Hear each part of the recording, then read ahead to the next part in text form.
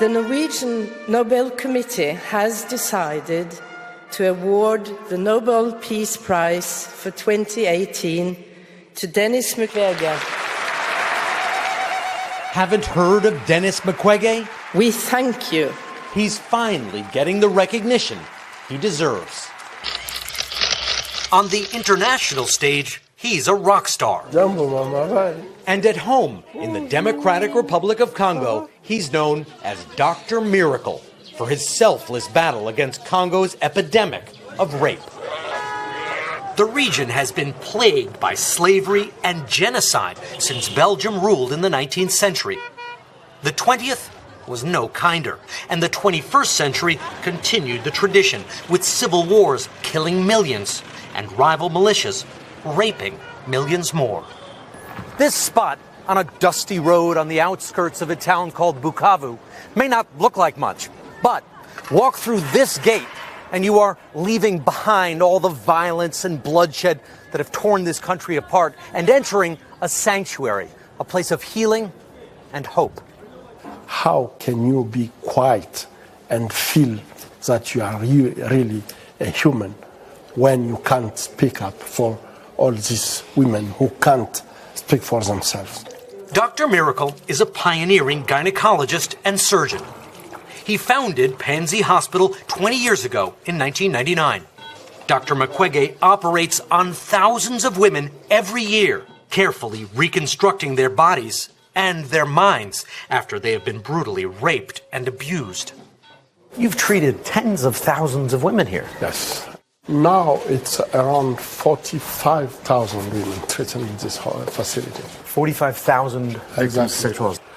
The stories are barbaric and endless. This woman went to get water from a stream when two men grabbed her and dragged her into a house. They tied her up and raped her continuously for 2 days.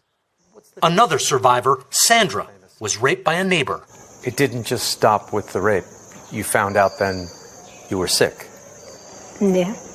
She was later diagnosed with the HIV virus. The Congo has been torn apart since a coup in 1997 triggered what's known as Africa's First World War. 7 neighboring countries intervened, and hundreds of armed groups, often using child soldiers, carried out atrocities. The carnage left more than 5 million dead and forced more than 4 million from their homes. The violence also gave birth to a rape epidemic. An estimated 350,000 women a year are sexually assaulted in Congo. So Panzi Hospital's 450 beds are constantly full. Even though the war officially ended in 2003, warlords and their ragtag militias still roam the country, killing and looting as they go.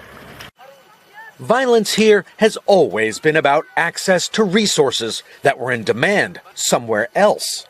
Slaves, then ivory, rubber, gold, and now coltan, the rare mineral used in everything from mobile phones to pacemakers. The warlords, according to Mukwege, use rape as a weapon to drive away anyone who would dare to oppose them. Many of the victims come from areas where there happens to be gold. Yes. And other minerals. Yes, exactly. There's gold, castrite, and coltan. Coltan is used in mobile telephone and laptops and in all the electronic gadgets. So the more of these minerals are present, the more rape. More rape. There is really a correlation. Panzi Hospital in the Democratic Republic of Congo is a testament to one man's fight against sexual violence. Dr. Denis Mukwege has treated thousands of women who have been brutally raped, but he knows the physical wounds are only half the battle. So he's introduced different types of therapy, dance workshops, psychological counseling, and occupational skills to help the women recover from their trauma. All of these women who are coming here, they have a very, very deep trauma. And you can't heal them physically without taking care of their psychological states.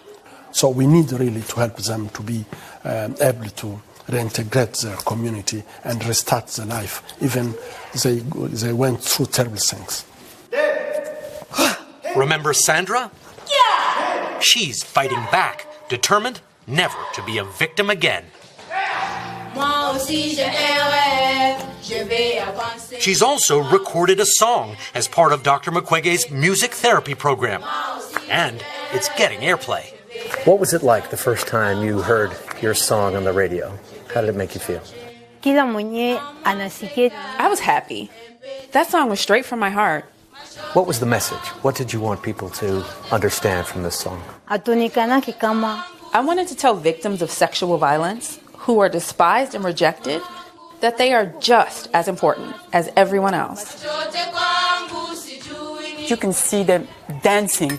You can see them laughing. You know, it's like just so happy to be alive. Christine Schuler de Schuyver works alongside Dr. Mukwege, helping women rebuild their shattered lives.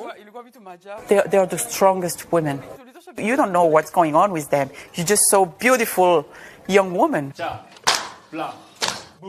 But if I tell you the story, oh my God. You can see the skinniest woman who maybe eat like twice a week, but she can carry 200 pounds. Can you imagine how strong they are? So we were like, if we transform all the pain to power, then we will create a new wave of revolution. Without gun, it's not a rebellion, it's a revolution. Congolese women may be leading a peaceful revolution, but Panzi Hospital is under constant threat of attack. Armed guards are stationed everywhere. Dr. Mukwege is risking his life carrying on his work. Gunmen tried to assassinate him after he gave a speech at the United Nations calling for an end to rape as a weapon of terror. What happened? People with guns were waiting for me at my house. And when I just entered in my home, they started to shoot. And I'm so sorry that one of my staff were killed at this moment. And this was a terrible thing happened in my life. The attack cost the doctor his freedom. You don't leave this hospital very much. Now, since 2013, I'm living in the hospital. So it's your home and something of a prison. It's a kind of a prison, but I'm very happy to serve.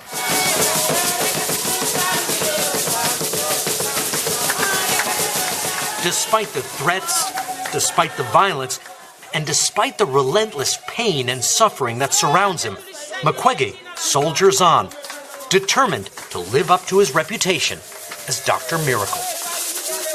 You've been doing this for years now. Does spending all of your time and seeing victim after victim, has it diminished your faith in humanity?